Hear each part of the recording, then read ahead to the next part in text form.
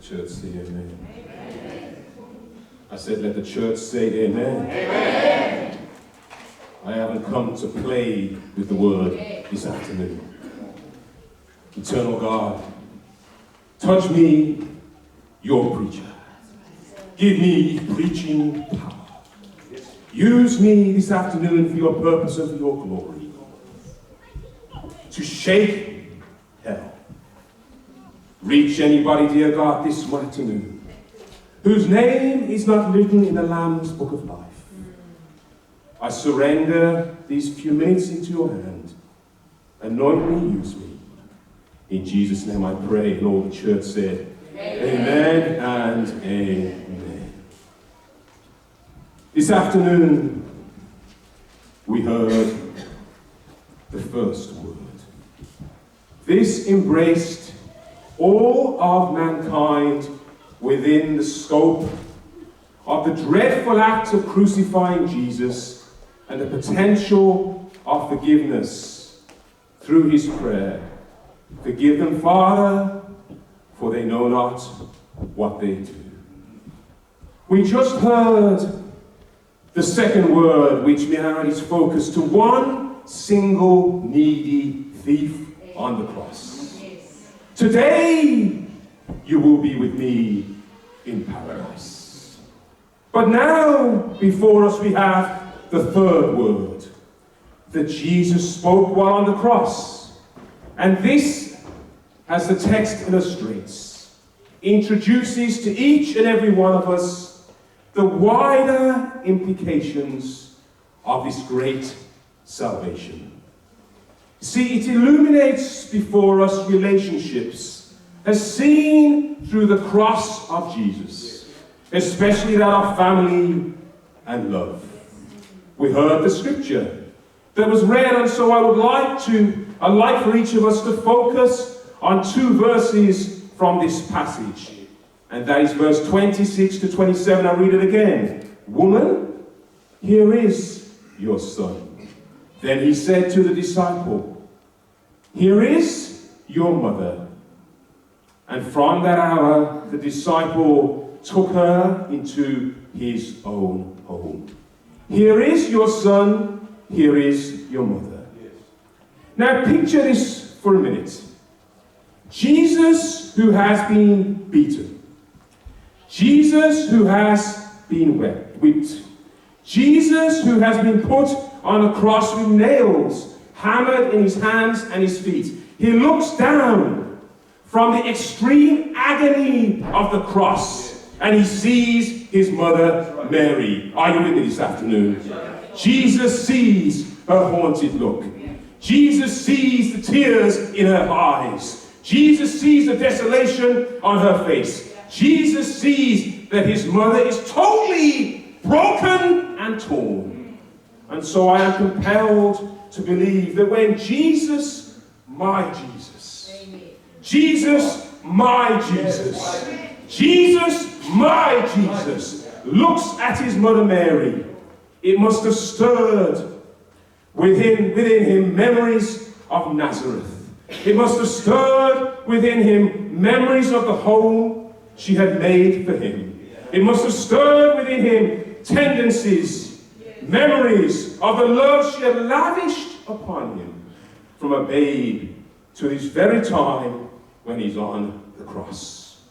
There must have been memories of her commitment to follow him throughout his ministry here on earth.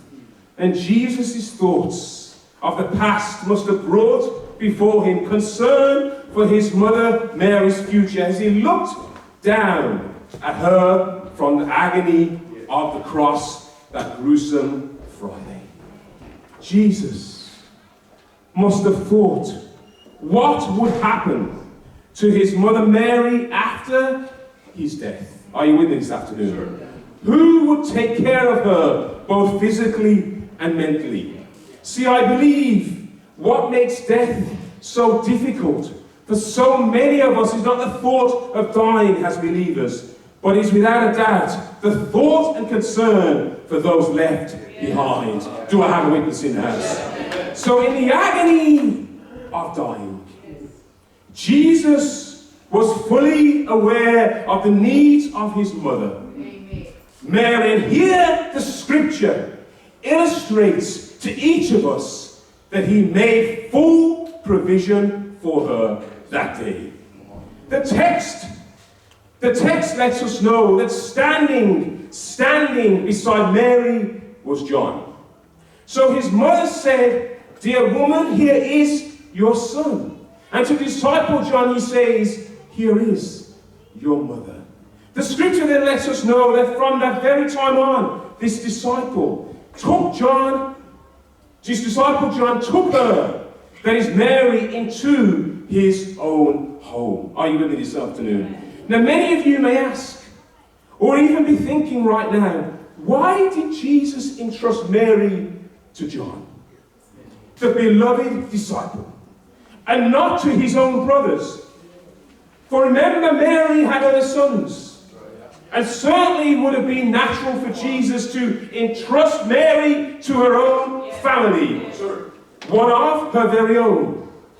So the common response would have been, "Mother, your sons will take care of you after my death." But that is not what Jesus said that afternoon. So again, you may ask why.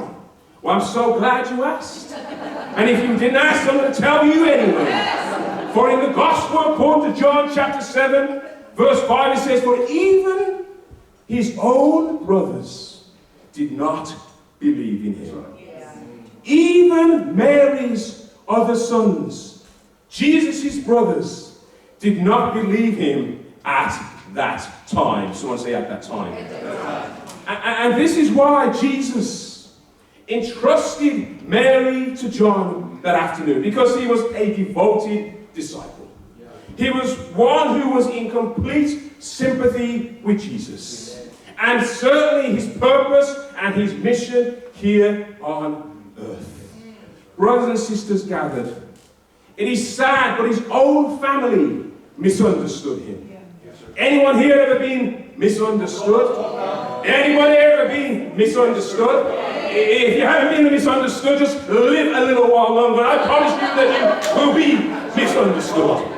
It is surprising that they misunderstood him. For certainly, had they not seen the miracles that he performed, hadn't they seen him feed the hungry, hadn't they seen him clothe the naked, hadn't they seen him raise Lazarus from the dead? Yes, they've seen it all.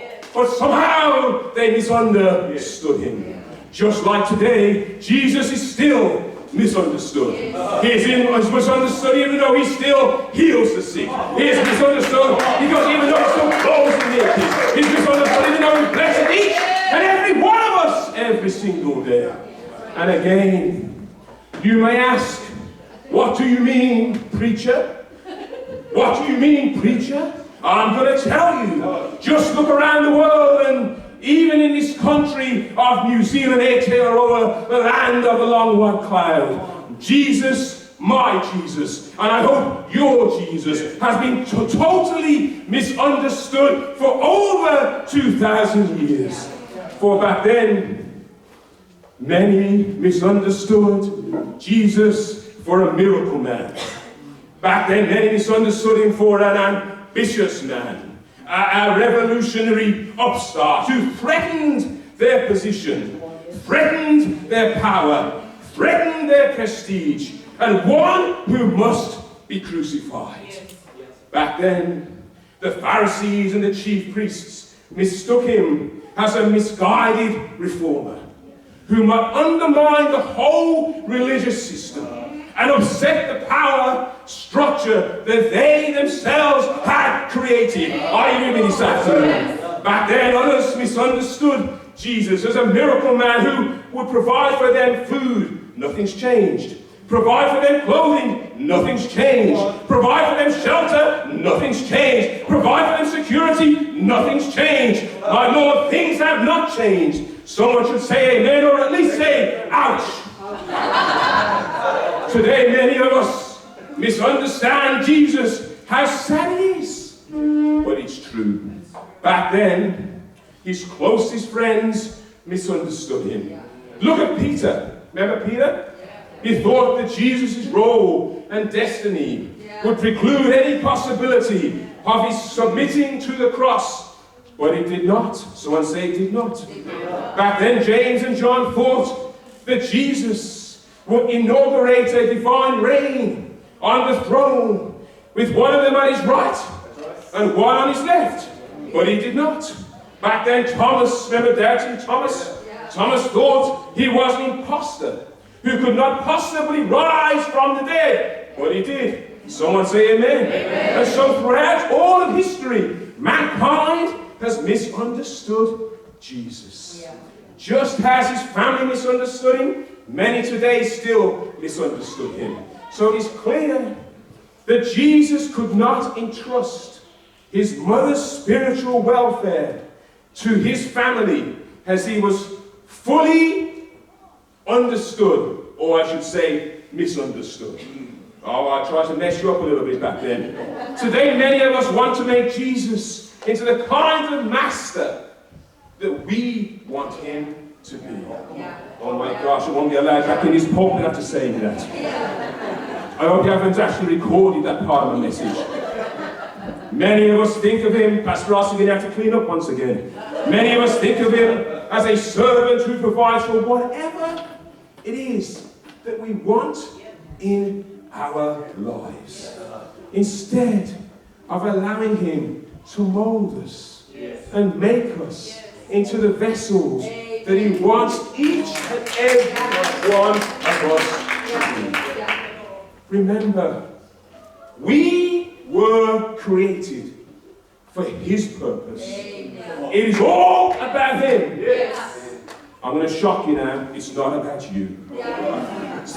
See, only through obedience, only through love, only through a sincere commitment can we ever understand Jesus and see him for who he really is. I'm almost finished, and someone said, hallelujah. He thought I was going to go for 4 hours, 50 minutes, but I'm only going to do 3 hours, 50. This is why Jesus commanded his mother to John. Because John's way of life was the way of obedience. Love and full commitment. Is that you? Is that me? Jesus wanted her to be embraced by the warm fellowship of a loyal and believing heart. Now, do not miss this, as there's something so moving in the text. For Jesus, in all the agony of the cross, thought of the loneliness of his mother and her great need in the days ahead. Jesus never forgot the duties that were his. He was, after all, Mary's eldest son. And even in the moment of his greatest struggle, there on the cross that Friday, he did not forget the simple things that were the responsibility as the oldest son. And at the end of his life, hanging on the cross, stretched out wide with nails in his hand and his feet, Jesus was thinking more of the sorrows and the needs of his mother than he was of himself that afternoon. That sounds like my Jesus. I said, that sounds like my Jesus. I said, that sounds like my Jesus. Now you may ask, why was Mary, the mother of Jesus, at the cross in the first place? Why wasn't she at home cooking some soup or some nice steak? Why didn't some well-meaning friend of Mary's prevent her from going to Golgotha that day? Surely she ought not see her own son crucified. Surely she ought to remember him as he was in days gone by. Well, all I can say is Mary was at the cross that day for the same reason that many of us would have been at the cross. She was there She was there because like any mother, she loved her son. Now the text lets us know that with Mary at Golgotha there were 3 other women. Her sister Mary, Mary the wife of Clopas, and Mary Magdalene.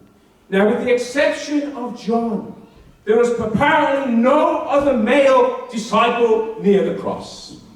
Why were there no other male disciples? I know you're going to ask, but I'm going to tell you. See, back then it was politically safe for the women to be there, as no one ever bothered about the women. How sad. Where would our churches be without the women? Oh, there should be some shouting in the house. I said, where would be our churches without the women?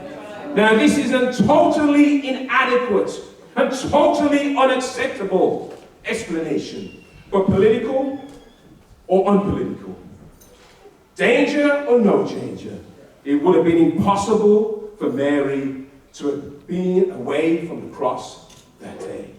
See, Peter may deny him, James, Philip, and Andrew may be afraid for their lives. Bartholomew may be hiding and watching somewhere.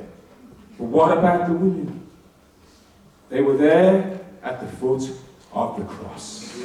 They were there because their love was loyal unto death. Even death as a gruesome crucifixion. Standing near the cross was his mother. And see, I believe that human love is simply a reflection of divine love. Amen. For John, 1 John chapter 4 says, we love because he first loved us. Yes, we love because he first loved us. If we want mankind to love, we need to show them a self-giving and unconditional love, known as agape love. The hands of the most faithful man at the cross that day was John.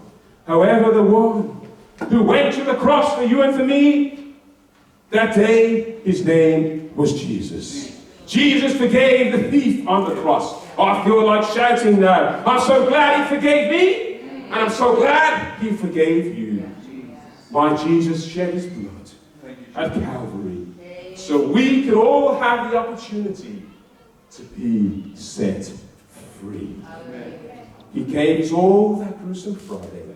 He went to the cross so we could have life and have it more abundantly. I'm so glad. I'm so glad. I'm so glad I'm part of the family of God. Washed in his spirit and saved by his precious blood. Saved by his precious blood. So what, we've got to hand it to him.